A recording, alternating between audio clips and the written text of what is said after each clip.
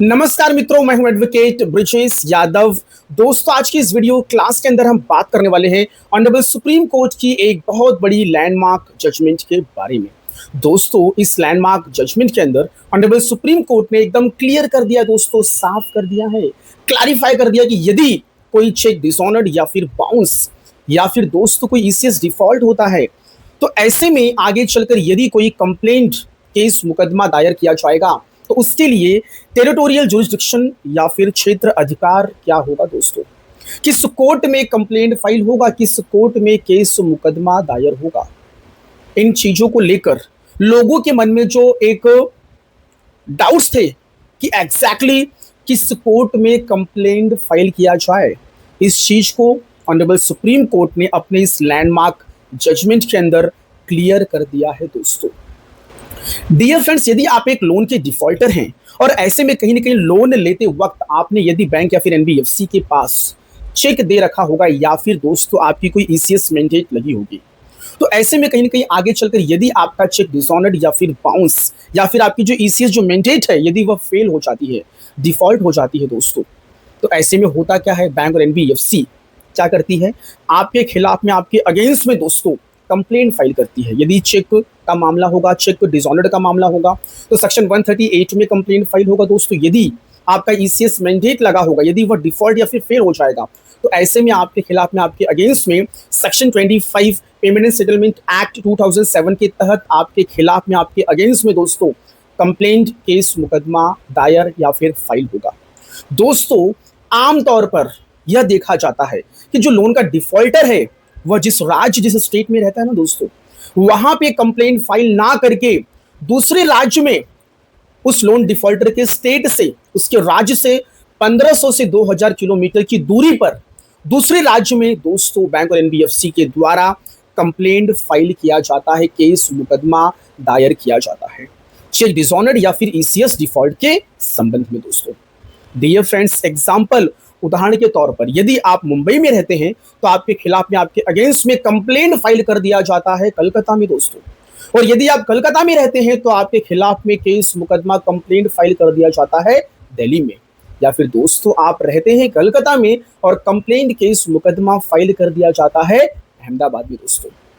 सो dear friends, Mumbai, Chennai, Delhi, Calcutta, Ahmedabad, इस तरीके से अलग अलग राज्यों में आपके खिलाफ में कंप्लेंट केस मुकदमा दायर कर दिया जाता है चेक डिसऑनर्ड या फिर ईसीएस डिफॉल्ट के मामले में। दोस्तों, क्या आपको पता है चेक डिसऑनर्ड या फिर ईसीएस डिफॉल्ट ये दोनों अपने आप में एक अपराध है, एक क्रिमिनल ऑफेंस है दोस्तों, लेकिन मैं यहाँ पे पूरी तरीके से प्योरली मैं क्रिमिनल ऑफेंस नहीं कहूंगा, क्योंकि दोस्तों यहाँ पे ये दोनों डिफॉल्ट, चाहे चेक बाउंस हो या फिर ईसीएस डिफॉल्ट हो, ये प्योरली दोस्तों क्रिमिनल ऑफेंस नहीं है। यहाँ पे मिक्सचर है दोस्तों, civil as well as criminal, that means कि एक क्वाजी क्रिमिनल का मामला है दोस्तों। यहाँ पे सिविल भी आ जाता है और क्रिमिनल भी आ जाता है, दोनों का कॉम्बिनेशन है दोस्तों ये ईसीएस डिफॉल्ट और आपका चेक डिसऑनर्ड या फिर चेक को बाउंस दोस्तों। हाल ही में रिसेंटली ऑनरेबल सुप्रीम कोर्ट ने अपने एक अहम फैसले में, जो कि आया था 25 जुलाई 2025 को, जिसमें ऑनरेबल सुप्रीम कोर्ट ने क्लियर कर दिया, साफ कर दिया कि ईसीएस डिफॉल्ट या फिर चेक बाउंस के मामले में टेरिटोरियल जुरिस्डिक्शन, क्षेत्र अधिकार क्या होगा दोस्तों। डियर फ्रेंड्स, केस क्या था, केस का नाम क्या है, केस का टाइटल क्या है दोस्तों, मैं आपको बताने जा रहा हूं, कृपया नोट करिए। प्रकाश चिमनलाल सेठ वर्सेस जागृति क्योर Raj Popat. Dear friends, criminal appeal number है 55405543 ऑफ 2024 और जजमेंट की डेट है दोस्तों 25 जुलाई 2025। Dear friends, honourable supreme court ने अपनी इस लैंडमार्क जजमेंट के अंदर नेगोशिएबल इंस्ट्रूमेंट एक्ट 1881 के सेक्शन 142 2A के बारे में बात किया। Dear friends, honourable supreme court ने यह कहा कि ईयर 2015 में एनआई एक्ट के अंदर अमेंडमेंट किया गया, संशोधन किया गया, और इसके अंदर एक सेक्शन, एक धारा ऐड की गई जो कि थी सेक्शन 142 2A, जो कि ये क्लियर करता है कि चेक डिसऑनर्ड, चेक बाउंस के मामले में जो कंप्लेंट, जो केस मुकदमा जो दायर किया जाएगा वो दायर किया जाएगा, जो पेई है जिसे चेक जारी किया गया था, जिसे चेक के द्वारा पैसा मिलने वाला था, उसका बैंक अकाउंट जिस क्षेत्र में स्थित होगा, उसका बैंक अकाउंट का जो जुरिस्डिक्शन आएगा दोस्तों, उसी जुरिस्डिक्शन में जो कोर्ट होगा, उसी कोर्ट में ही क्या होगा, कंप्लेंट फाइल किया जाएगा। तो सेक्शन 142 2A की धारा के अंदर एकदम क्लियर कट लिखा गया है दोस्तों। ईयर 2015 में संशोधन किया गया, अमेंडमेंट किया गया और यह सेक्शन को लाया गया और वहां पे यह बताया गया कि जो पेई है, जिससे उस चेक के द्वारा पैसा मिलने वाला था, उसका बैंक अकाउंट जहां पे मेंटेन होगा, उस क्षेत्र का जो उस टेरिटोरियल जुरिस्डिक्शन में जो कोर्ट आएगा, जो जुडिशियल मजिस्ट्रेट फर्स्ट क्लास जो कोर्ट आएगी, वहीं पर उसी कोर्ट में कंप्लेंट केस मुकदमा फाइल किया जाएगा चेक डिसऑनर्ड और चेक बाउंस के मामले में। दोस्तों, ECS default section 25 payment and settlement act 2007 के केस में भी मामला उसी कोर्ट में ही दर्ज होगा दोस्तों। Dear friends, honourable supreme court ने इस लैंडमार्क जजमेंट के अंदर यह क्लियर कर दिया कि जो चेक है ना, चेक वो फिजिकली किसी भी राज्य में, किसी भी स्टेट में, किसी भी बैंक में प्रेजेंट किया गया हो दोस्तों, या फिर उस बैंक के किसी भी ब्रांच में प्रेजेंट किया गया हो फिजिकली, वो मायने नहीं रखता है। जो पेई है, जिसे उस चेक के द्वारा पैसा मिलने वाला है, जो पेई है दोस्तों, उसका बैंक अकाउंट किस राज्य में, किस डिस्ट्रिक्ट में मेंटेन किया जा रहा है, वहीं पर उसी के क्षेत्राधिकार में जो कोर्ट आएगा, जो मजिस्ट्रेट कोर्ट आएगा, उसी कोर्ट में ही कंप्लेंट फाइल किया जाएगा। दोस्तों, यदि कंप्लेनेंट का बैंक अकाउंट मेंटेन किया जा रहा है मैंगलोर ब्रांच में और कंप्लेनेंट ने यदि उस चेक को डिपॉजिट किया फॉर एनकैशमेंट पर्पस के लिए मुंबई में, फिजिकली मुंबई में डिपॉजिट किया, मुंबई के ब्रांच में, लेकिन उसका जो मेन जो बैंक अकाउंट है वो मेंटेन किया जा रहा है मैंगलोर में, तो दोस्तों यहां पे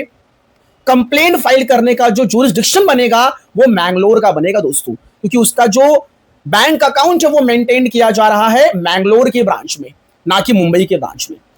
तो यदि वो किसी भी ब्रांच में फिजिकली डिपॉजिट करता है तो कंप्लेंट फाइल करने के लिए उस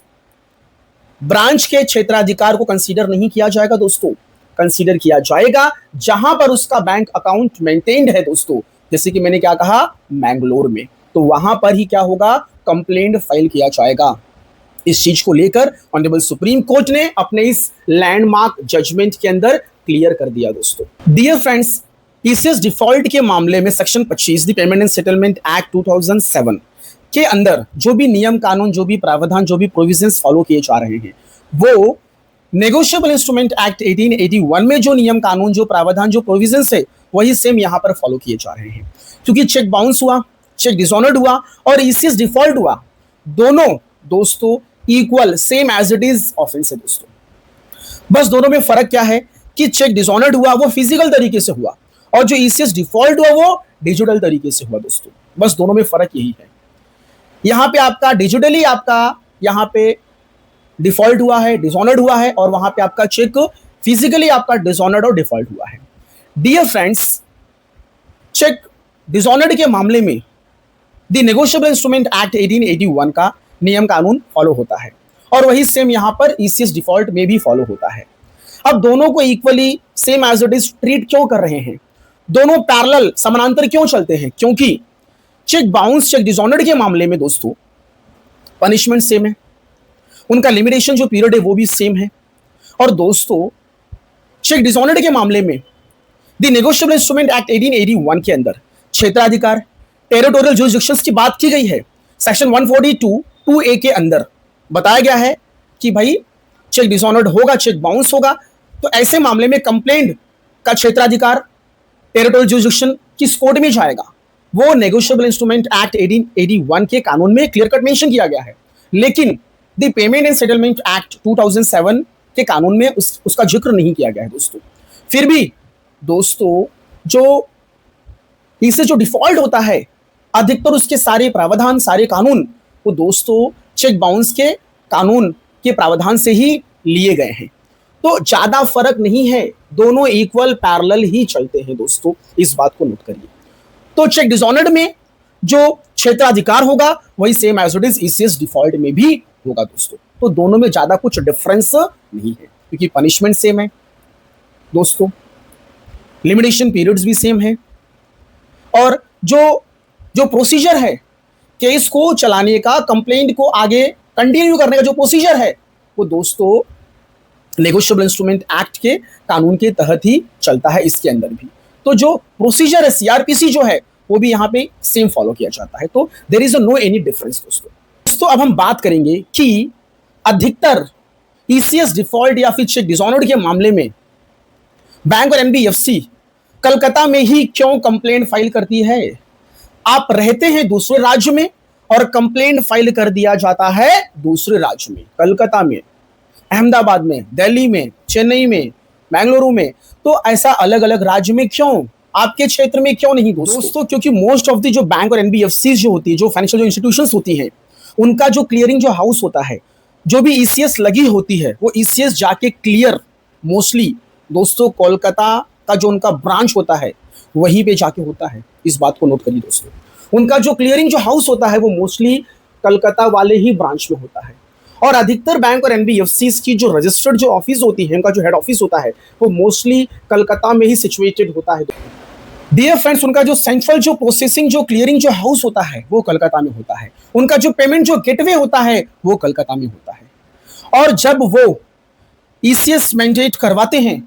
तो उस वक्त जो पैसे जो पेमेंट लेते हैं दोस्तों वो अधिकतर मोस्टली वो अपने कलकत्ता ब्रांच के बैंक में ही लेते हैं दोस्तों। और दूसरी चीज डियर फ्रेंड, जब आप लोन एग्रीमेंट साइन करते हैं ना, लोन एग्रीमेंट, तो उसमें भी क्लियर कट ये लिखा रहता है कि कल को कोई डिस्प्यूट अगर अराइज होता है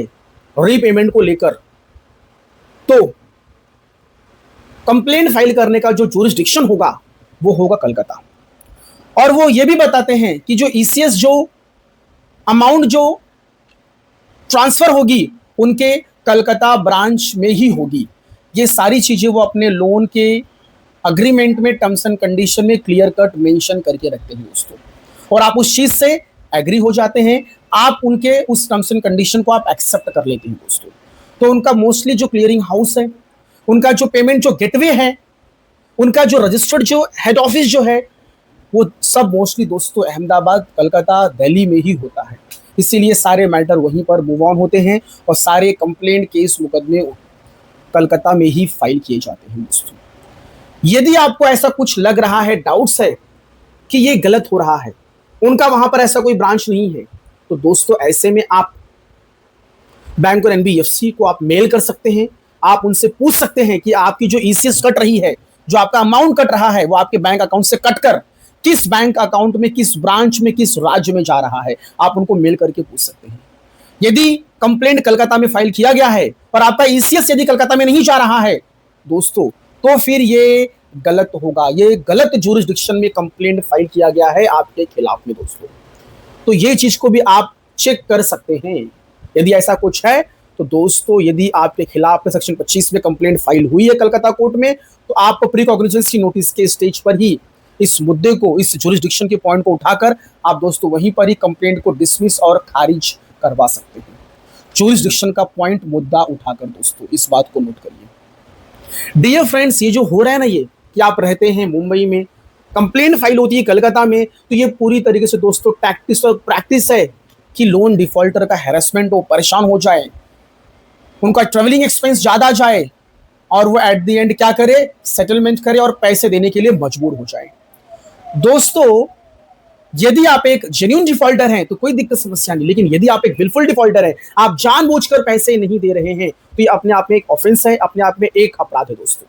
तो मेरा आप सभी लोगों से हम्बल रिक्वेस्ट है कि बैंक और एनबीएफसी के पैसे आपको लौटा देने चाहिए। मैं यहां पे ये जो वीडियोस बना रहा हूं ना, ये सिर्फ मैं एक कानूनी तौर पर जो कंप्लेंट फाइल होना चाहिए, उसका क्षेत्राधिकार क्या होगा, उस टॉपिक पर मैं बात कर रहा हूं। मेरा यहां पर ऐसा कोई इंटेंशन नहीं है कि कोई लोन डिफॉल्टर बैंक और एनबीएफसी को उनका जो भी ड्यू अमाउंट है उसका पेमेंट ना करे, ऐसा मेरा कोई इंटेंशन नहीं है आपको बताने का दोस्तों। तो यदि आपके पास पैसे हैं तो बकाया राशि का भुगतान आपको करना चाहिए, आपका ड्यूज जो भी है उसको क्लियर करना चाहिए दोस्तों। मैं यहां पे सिर्फ कानूनी बातें कर रहा हूं, जो लीगल पोजीशंस है कि लोन डिफॉल्ट के संबंध में जो टेरिटोरियल जो जुरिस्डिक्शन जो होगा, जो क्षेत्राधिकार होगा, वो किस कोर्ट का होगा, बस मैं उस संबंध में यहां पे बात कर रहा हूं दोस्तों। सो डियर फ्रेंड्स, बैंक और एनबीएफसी अधिकतर ईसीएस जो भी लगी होती है उसका अमाउंट वो अधिकतर अपने कलकत्ता ब्रांच, अहमदाबाद ब्रांच और दिल्ली ब्रांच में वो लेते हैं, इसीलिए क्षेत्राधिकार जुरिस्डिक्शन उसी कोर्ट का बन जाता है दोस्तों। जैसा कि ऑनरेबल सुप्रीम कोर्ट ने अपनी इस लैंडमार्क जजमेंट के अंदर कहा था कि जो पेई है वो अपना बैंक अकाउंट जिस डिस्ट्रिक्ट में, जिस राज्य में मेंटेन कर रहा है दोस्तों, उसी कोर्ट में ही क्या होगा, उसी राज्य स्टेट में जो कोर्ट का जो क्षेत्राधिकार आएगा उसी कोर्ट में ही क्या होगा, कंप्लेंट फाइल होगा दोस्तों। मेरा आप लोगों से हम्बल रिक्वेस्ट है कि यदि आपको ऐसा लग रहा है कि जुरिस्डिक्शन का प्रॉब्लम है, बैंक और एनबीएफसी ने जानबूझकर इंटेंशनली आपको परेशान करने के लिए दूसरे राज्य में गलत जुरिस्डिक्शन में कंप्लेंट फाइल की है, तो आप इसका क्लैरिफिकेशन लीजिए। आप बैंक और एनबीएफसी को मेल करिए कि एग्जैक्टली आपके बैंक अकाउंट से पैसे कट कर ईसीएस की जो अमाउंट है वो कट कर किस बैंक, किस ब्रांच, किस राज्य, किस स्टेट में जा रहा है दोस्तों, ये क्लैरिफाई कर लीजिए। यदि